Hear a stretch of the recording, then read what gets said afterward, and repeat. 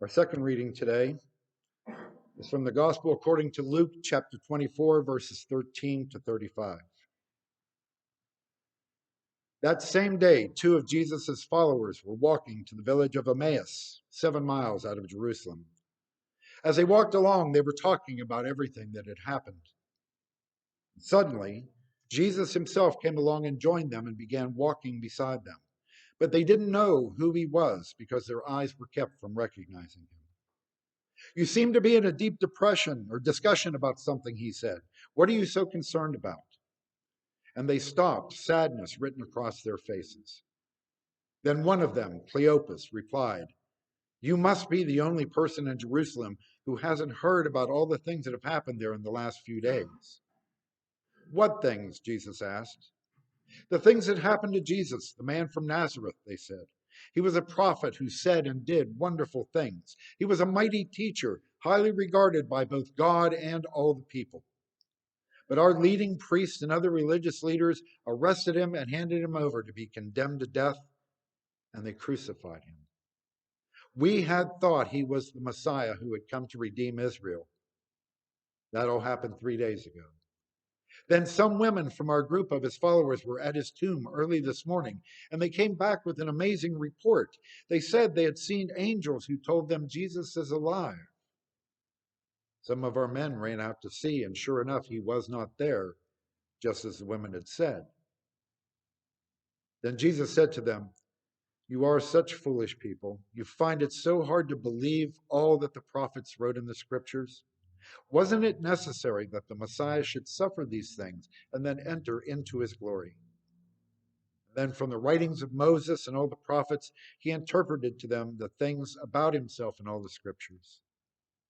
By this time, they were nearing Emmaus in the end of their journey. Jesus would have gone on, but they begged him to stay the night with them since it was getting late. So he went in to stay with them. As they sat down to eat, he took a small loaf of bread, asked God's blessing on it, broke it, and gave it to them. And suddenly their eyes were opened and they recognized him. And at that moment, he disappeared. They said to each other, Didn't our hearts feel strangely warm as he talked with us on the road and opened the scriptures to us? And within the hour, they were on their way back to Jerusalem, where the 11 disciples and the other followers of Jesus were gathered. And when they arrived, they were greeted with the report, The Lord has really risen. He appeared to Peter. Then the two from Emmaus told their story of how Jesus had appeared to them as they were walking along the road, and how they had recognized him in the breaking of the bread. And may God speak to us through these verses today.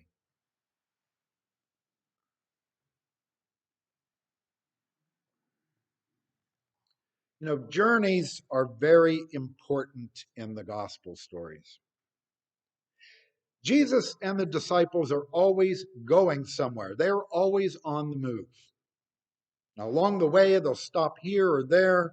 Something will happen, and then they're on their way again.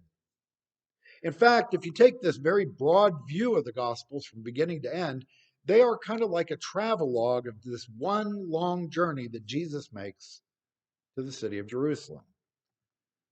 There he finds death, but also he finds glory. And the disciples follow him along the way.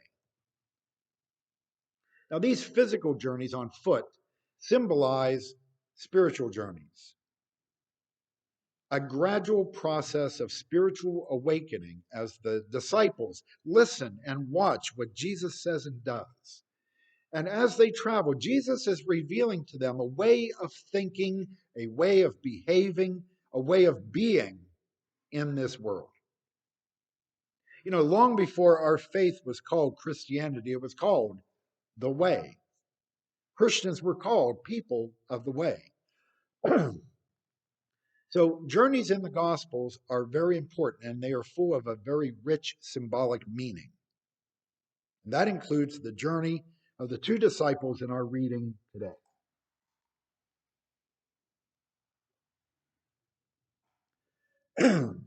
Luke says two disciples are on their way from Jerusalem to the village of Emmaus. One is named Cleopas. We don't learn the name of the other one.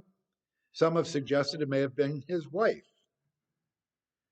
They are headed for this city, Emmaus, a name that actually means hot baths, because there was a famous hot spring there that had a reputation for healing powers. We might think of Emmaus as a kind of spa. And maybe these two are looking for some kind of healing, some way of recovering from the terrible events they have just recently witnessed. Events that must have crushed their hopes and broken their hearts. And suddenly a stranger appears. We are told it's Jesus. The two disciples don't recognize him. And the stranger asks why they are so sad, and they say, "Are you the only one who doesn't know what happened to this great prophet and teacher, Jesus of Nazareth?" And so they fill him in on the story. But we had hoped, they say, that he was the one who would redeem Israel. But here it is, 3 days later, and even though some say his tomb is empty and he's still alive, well, and then the stranger says, "Well, you're kind of foolish for not really understanding that these things had to happen this way." He tells him it was in your scriptures if you only knew how to read them right. And he kind of gives him a little bit of a Bible study, apparently, along the way as they walk. And eventually they reach Emmaus, and we're told that this stranger is just going to go on, leave them. But they invite him to stay with them. And inside they sit down for a meal. And when this stranger blesses and breaks the bread with them, they suddenly recognize him. It's Jesus. But as soon as he does, he vanishes. They say they remember how they felt when they were with him. And they hurry back to Jerusalem. They find the other disciples who are excited and going on about their own experiences of the risen Jesus. And Cleopas and his companion tell their story about how Jesus was revealed to them in the breaking of the bread. Now, what are we to make of this story? Maybe you're like me and you're a little puzzled by the fact that these two people can't tell that the stranger with them is Jesus. They are disciples, we're told, followers. They must have walked and talked with him. Surely they know what he looked like, but they don't recognize him. You know, there's a similar story in John's gospel when Mary Magdalene is at the empty tomb and she mistakes Jesus for the gardener. She doesn't recognize him either until he speaks her name, and then we're told her eyes are opened. Now, one writer says that the Gospels are not really interested in proving that the resurrection happened. They don't pile up details and logical arguments. Instead, he says, they seem more interested in showing where and how the resurrection can be experienced.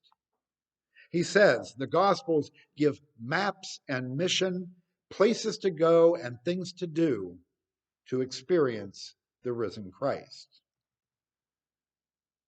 If that is the case, then maybe that is the key for unlocking the symbols in this Emmaus Road story. So, one clue as to why these disciples may not recognize Jesus is that they may be looking for the wrong Jesus. They say they had hoped that he was the one who would redeem Israel. But in the language of their time, this meant that they hoped that Jesus would more or less save the nation of Israel, elevate it to a place of prominence in the world, kick out the Romans, etc. They expected, as we've said frequently, a Messiah who would conquer and rule, not who would suffer and die. And now they're disappointed, they're depressed. Jesus did not measure up to their expectations. They may feel God has let them down. Sometimes maybe we feel that way as well. And so it may be that their own ideas and expectations prevented them from seeing the real Jesus. And we might notice too that in this story, Cleopas and his companion don't recognize Jesus until they eat together. When they arrive at Emmaus, the stranger is just going to keep on traveling. But they invite him to stay. When they sit down, break bread together, that's when they become aware of Jesus. Now, they didn't have to invite him. They could have just let him travel on. Hey, who's this guy? I think he is tagging along with us anyway. They could have let him go. But instead, they actually kind of show a care and concern for him. You know, it's getting late, it's getting dark. Why don't you stay with us? And I wonder if Luke may be suggesting that part of becoming aware of Jesus is showing that kind of friendship and that kind of hospitality.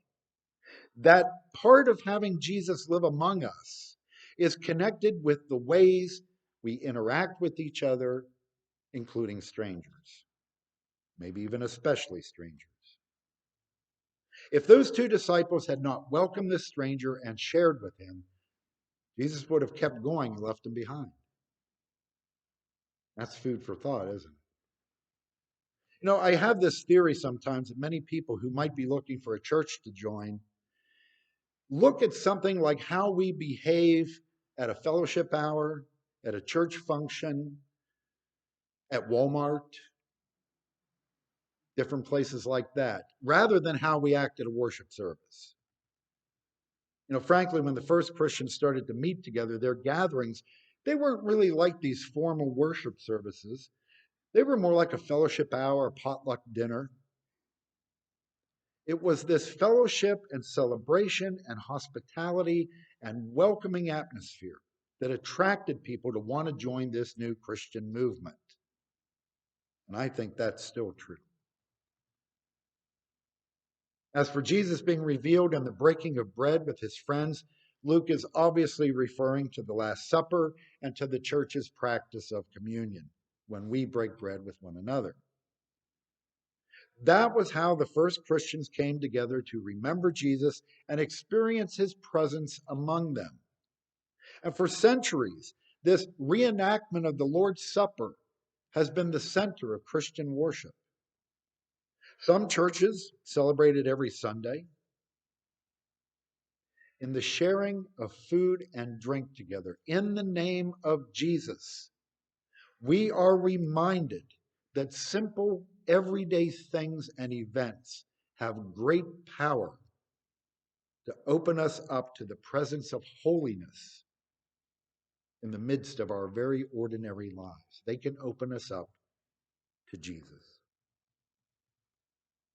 So I think then that the story of the two disciples on the road to Emmaus is really a story about the church, a kind of parable or lesson for the church. Now remember, the Gospels were written many years after Jesus, and they were written for people who never had the chance to meet him in real life, people like us. And I think Luke may be telling us that doesn't matter.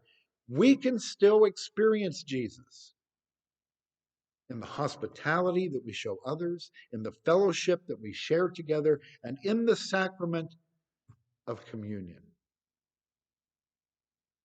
It's a very hopeful message. It's a very encouraging message. You know, in a lot of ways, the road to Emmaus is a road that we all walk. It's the journey of our lives from a past we can't change to a future that we can't know. But the promise of our faith is that there's Jesus walking along with us, even if we don't always recognize him. Today, Luke tells us a story to show us how we might learn to recognize him. May that story help to open our eyes too. Amen.